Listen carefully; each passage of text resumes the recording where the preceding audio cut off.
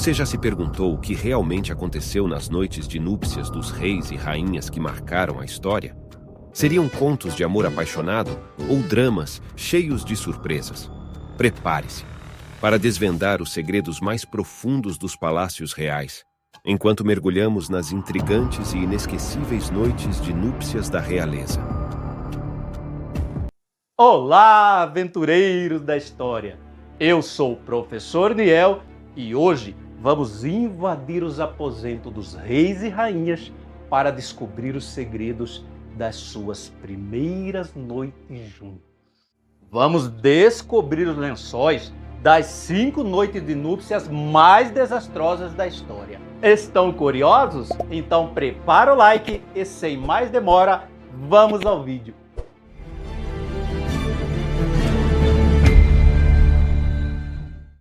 Em tempos antigos, os casamentos reais eram um mistério bem guardado, longe dos olhos curiosos das câmeras e dos jornalistas. No entanto, os registros revelam histórias intrigantes sobre essas cerimônias, muitas vezes bem diferentes do que imaginamos. A maioria desses casais reais se conhecia apenas no dia, ou alguns dias antes da união. E acreditem, algumas delas deram muito errado. Vamos conhecer agora algumas das piores noites de núpcias reais da história. Começamos com a noite de núpcias de Catarina, a Grande, e Pedro III da Rússia. O casamento deles foi um evento magnífico, mas a primeira noite foi uma grande desilusão. Catarina, uma bela noiva alemã, encantou a todos com sua elegância e sua adaptação à vida russa. A imperatriz Elizabeth da Rússia tinha grandes esperanças nela, já que não confiava no sobrinho Pedro, um homem preguiçoso, alcoólatra, mulherengo e pouco inteligente. No entanto, a noite de núpcias de Catarina foi uma espera angustiante, pois Pedro chegou bêbado, deitou-se ao lado dela e adormeceu. E as noites seguintes foram igualmente terríveis. Pedro, aos 18 anos, não tinha olhos para a beleza de sua esposa, preferindo passar horas brincando com soldadinhos de madeira, miniaturas de canhões e maquetes de fortalezas. Durante o dia, esses brinquedos eram escondidos debaixo da cama, mas à noite, quando o casal se deitava e a porta do quarto se fechava, começava a diversão. Pedro ficava empolgado com seus jogos, que às vezes se estendiam até altas horas da madrugada. Enquanto isso, Catarina ficava esperando, frustrada. Henrique IV, rei de Castela e irmão de Isabel de Castela, a rainha que unificou o reino da Espanha com Fernando de Aragão, enfrentou um desafio ainda maior. Henrique sofria de acromegalia, o que deixava suas mãos, pés e cabeça desproporcionalmente grandes, além de ter uma aparência rústica e imponente, sendo também excepcionalmente alto. No entanto, por trás dessa aparência, Henrique era gentil e amável, embora seus problemas físicos o atormentassem. Seu primeiro casamento com Branca de Navarra durou 13 anos, mas não gerou herdeiros, levando ao seu anulamento. Em seguida, Henrique se casou com Joana de Castela, uma princesa ibérica de 16 anos e grande beleza, que foi usada como moeda de troca por seu irmão, o rei Afonso V de Portugal. Curiosamente, antes do casamento, Henrique aboliu a tradição de tornar a noite de núpcias um evento público. Isso levanta algumas suspeitas sobre o que ele esperava. A primeira noite do casal não foi nada boa, com o esperma do rei se mostrando decepcionante. Para conseguir finalizar o ato, os médicos tiveram que intervir, recorrendo à masturbação de Henrique. Os resultados foram considerados insatisfatórios, mas o suficiente para uma tentativa de inseminação artificial. Um tubo de ouro contendo o esperma do rei foi inserido em Joana, mas o procedimento falhou, deixando o casal desapontado. Apesar dessa noite de núpcias terrível, essa situação levou à primeira tentativa registrada na história de inseminação artificial humana. Os problemas físicos de Henrique resultaram em um apelido cruel que acabou se tornando uma metáfora para seu reinado: Henrique, o Impotente. Na realeza britânica, onde os casamentos infelizes são mais comuns do que se imagina, existem episódios que revelam o lado sombrio das uniões reais. Charles II, por exemplo, teve uma prole extensa de 56 bastardos, enquanto Eduardo VII, filho da rainha Vitória, tinha o hábito de frequentar bordéis. No entanto, nenhum casamento real foi tão malfadado desde o início como o de Carolina de Brunswick com o rei George IV. O então príncipe de Gales relutou em encontrar uma esposa até que o parlamento concordou em quitar suas crescentes dívidas, resultado de uma vida de excessos, vícios e indulgência. Os conselheiros reais sugeriram que ele se casasse com sua prima Carolina de Brunswick, uma mulher que ele só conheceu pessoalmente 3 dias antes da cerimônia. Essa primeira impressão foi desastrosa. George se afastou e buscou refúgio em um copo de conhaque, enquanto Carolina expressou sua decepção com o fato de seu futuro marido ser mais gordo e menos atraente do que nas pinturas de família. O casamento ocorreu em 8 de abril de 1795, mas George confessou a 2 testemunhas que estava se casando contra a própria vontade. Durante a cerimônia, dizem que ele desmaiou 2 vezes e até olhou para uma de suas amantes enquanto fazia os votos. A situação ficou tão constrangedora que uma das amantes chegou a chorar quando o padre perguntou se alguém se opunha à união. Apesar de o casamento ter sido consumado, a noite de núpcias foi um desastre.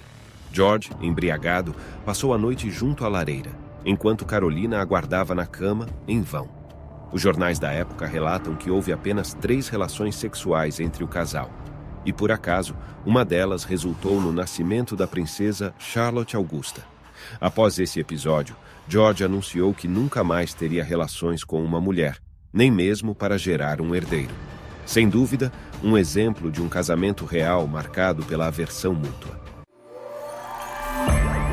Em 1783, um acordo matrimonial foi estabelecido em Madrid, unindo o infante Dom João, herdeiro de Portugal, a primogênita do herdeiro do trono espanhol, Dona Carlota Joaquina. Essa aliança tinha como objetivo fortalecer os laços diplomáticos entre as coroas ibéricas em um momento em que ambos os reinos perdiam influência no cenário europeu. No entanto, esse casamento enfrentou desafios únicos devido à diferença de idade e por terem relações parentais. Enquanto Dom João tinha 18 anos, Carlota tinha apenas 10 anos. Então, foi necessária uma dispensa papal para a consumação do casamento. Após a obtenção da dispensa em 1785, a cerimônia de casamento ocorreu, resultando no que toda a Europa consideraria o casal mais peculiar do continente. De um lado, havia Dom João, um príncipe corpulento, de olhos salientes, e do outro, Carlota Joaquina, uma menina vaidosa e ainda muito jovem para gerar herdeiros. Após a cerimônia, os recém-casados foram conduzidos ao quarto nupcial, onde Dom João aguardava ansiosamente sua esposa.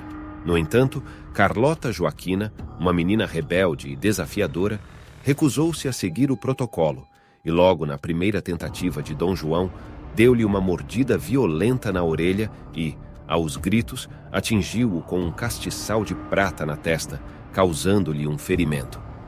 Diante do marido ensanguentado, a jovem, tomada pelo susto, fugiu do quarto ainda vestida com suas roupas de dormir.